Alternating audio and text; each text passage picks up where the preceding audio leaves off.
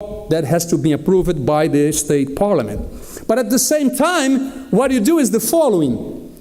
Let's say the shoe economic sector. Let's suppose that they collect per year $100 million when they used to pay 17%.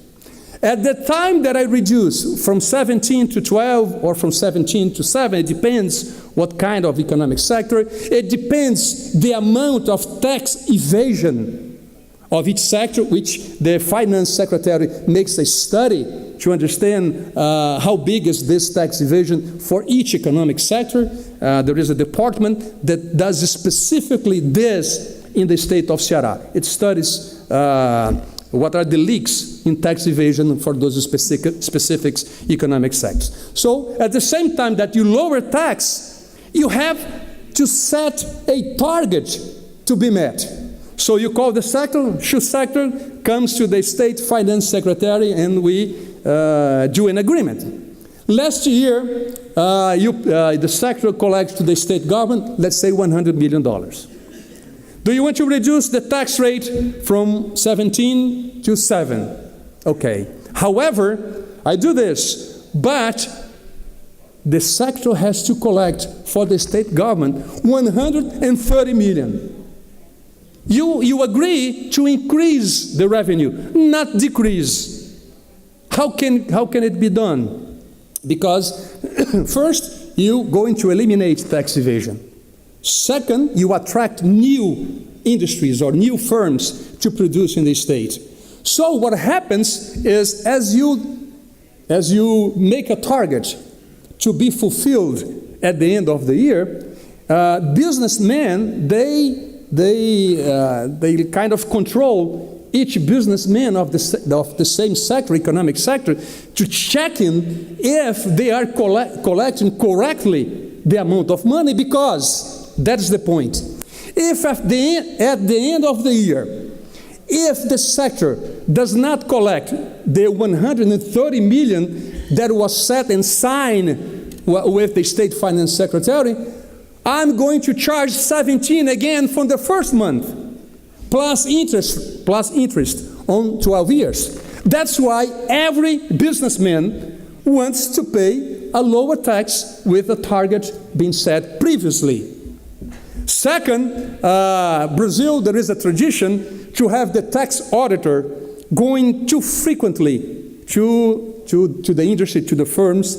So fixing targets, you take the fiscal auditor out of the private sector temporarily, as long as they fulfill the targets along the years. And third, and most important, is the following that I'm talking about right now. Brazil, there is a measure which is very confused. In many countries that I go, they ask several questions on this, which I call tax substitution. What the hell is tax substitution? It's the following. When a car dealer, the sales tax of a car dealer in Brazil, in several states are doing this, and it is not only from 2007, from here, which is the period that I'm in charge of this finance secretary. This is at least 10 years or more in Brazil. See, the car dealer, when they sell a car, they're supposed to pay a sales tax to the state government.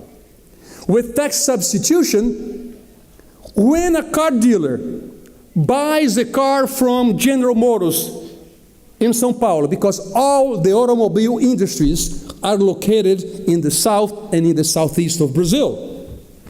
So when the car dealer buys the car from the industry collects the sales tax for the state government of Ceará and sends to me on the next month. So I don't have to worry about all the car dealers in the state of Ceará. Second example, and the most simple one, is gas station. In my state, I have 2,100 gas stations. But I have only 6 wholesalers, distributors of diesel and gasoline, of fuel. So instead of making any controls on the 2,100 gas stations, when a gas station buys the gasoline from the wholesaler, from the distributor, this wholesaler keeps the sales tax for me and pays the government. Then, in two countries that I've been so far, they would say, Professor Benevides, I don't understand what you're saying. Are you telling me that in the state of Ceará, in Brazil, a car dealer pays a sales tax before it sells the car? Yes, that's what I'm saying. That's exactly what I'm saying. And then the second question is the following. Okay, I think I understand what you're saying, but do not the businessmen, don't they complain about paying in advance the sales tax since they have not sold yet the car or whatever the good we're talking about? But the problem is the following. First, you lower tax. He used to pay 17, now he starts to pay 7. Second, you have a fair competition. Everybody pays the tax. You cannot have an unfair competition. Some industry pay the correct amount, some do not. So since the wholesaler, let's say, or the industry, the original industry, does the collection of the sales tax instead of the store at the municipality, the industry itself does this collection for us. So it's a fair competition. So whoever has the better service will stay in the market. The one that does not have a good service, it will be out of the market. So that's why doing those three measures, that's why you have risen so much revenues. That's why GDP has grown so much. We are now able, we have very high levels of investment in education in our states. As a matter of fact, we have one of the best results. Brazil has a national exam that is done for all states and for the country as a whole.